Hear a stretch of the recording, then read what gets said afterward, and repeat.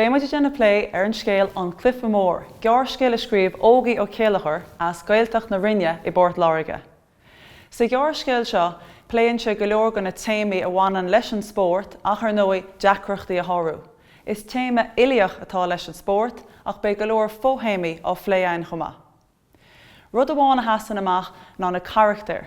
An scéalaí a hain agus béimiid déanna lé is sketche drámaíochta chun breanú ar bhuachpointí an gear scéal seo. Bé mise mar láthair agus tá beagán in taithí am mar láthair spórt a chur agalamh ar léach na himmartha. Is bé mar chara donnacha a tarcúnacham é sin íana. Ina dhé sin bé pléáin ar na charachtar, na téimi agus na tréithe a hagan na níos sa gear scéal seo. Cuid na tréithe a bhaineann leis an scéalaí ná ceá cróga is sa bhíse. Duna Harbheith láidir agus duna cliste. Feice tú chomá an súlamhánach a Chéilleachair, duna maslach, duna aineolach agus duna crua.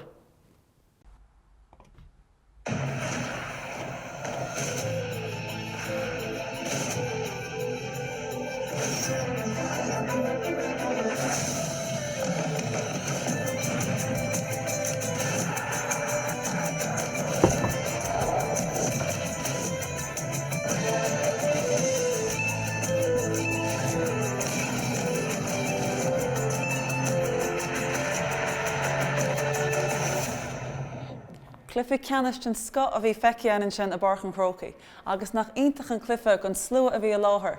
Bhí teannas le breathan sin I meas na nimróirí agus gan na cúlín atarab sa deire. Nach iontach gur lech na himmartha raunthe ar an lá mar bhí beagán in abhras faoi sin, ach tá sé linanis de leirtlin agus é ar an tíblina.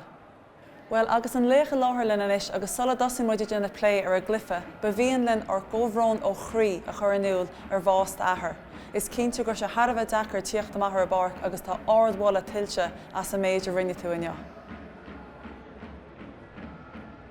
Gur míle maith go bhhairde, somí mothúcháin a bhí go manmh agus dead díreach caiilte seachtainna.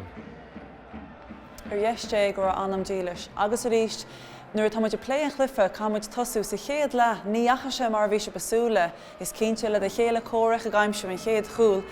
Cecha ar wathaí tú ra tú faoi brú a tíocht amach sa darna le? Bhís Harbheith nervhíiseach an son líon na chluthe hiigme gur bhiste gachéine go raibh dead caiilte ach mar a chonaic sibh an son bhí an súlamhánacht do bharcáil agus bhí sé mílsnach drohhéasach an son inniu ach lean me cóirle mar réanálaí agus an bhainisteóra cóirle bheith agus bhfuil sé dom díúisteach ar gluthe gan bacant leis a súlamhánach agus bine dhéanas agus de bhí sé. Well, níl dátar bith ach go raibhir sé agus slua go 8 míle duine I láthair an seo inniu. Ní an atmosfér dochreite an sa inniu an chomhsásta bheith an sa. Cluiche iontach a bhí an agus tháinig muid cúpla sonc a bhí tugaí, bhí díochas, bhí díogras sa chluiche, bhí beocht le harachtáil sa chéad le agus sa darna le. An ceart ar fad agat agus cadarrá bhís idirthá chóirle an imimeoin an chluiche mar eolais cho traumas bhí mo chrí agus dead díorch caiilteach. Tá déad chéile agus an súlamhánach a caithbharmach más slí thug sé neart dom agus rud nar hiig sé ná gur sé dom an neartúgus a tuairt láideachta dom gabhah chluiche rud a chairigh go mór le an ceantáil bhuachaid. Lua tú chomá na maslaí an drochhanga a thualamid ón súlamhánach. Ní rudí deasa bhí áráige agus thuaise iníad a chalín áine chomá agus go leor maslaí luaite an sin chomá. Cechaí ar ghailse sin airt cechaí rotasan an leanús ráin sin leis a glyfa. Chuir sé seo ferragorm ar dús báideach, tháinig smaoinmh chuman san agus rud a bear le déanamh ná neart pógíní a héidir in a seo agus chuich me an tú leis cúpla báta chomá agus ní móna sásta bhí sé gur mé díúisteach ar gluthe agus ha súil go mór níos le gáirdaí ina fé leis na leads níos déanaí. Well, ganach 10 nuaid fácaí sa chluife, tháinig athru mór an agus an carta deara go bhfuair sesin. Tháinig agus bhí an carta dearach san tiltte go maithaige, bhfuil sé leis a gomáin me agus in dhéasan ach maihan rud é níor chuir sé stopleom agus dairí leom scór cinúnach a gháilte go déire agus bhuamar an cluiche in dhéasan. Scór iontach a bhí an agus ar marúir tú scór cinnenach mar níra a cúlín adrab sa deire. Chomhardachas ó chríolat an bua tilteagat agus tú mar hampaní na craimhe. Gur míle maith do bhaide agus gandát bhí mí demarnóh agus níon me deúd ar an lása riomhríist.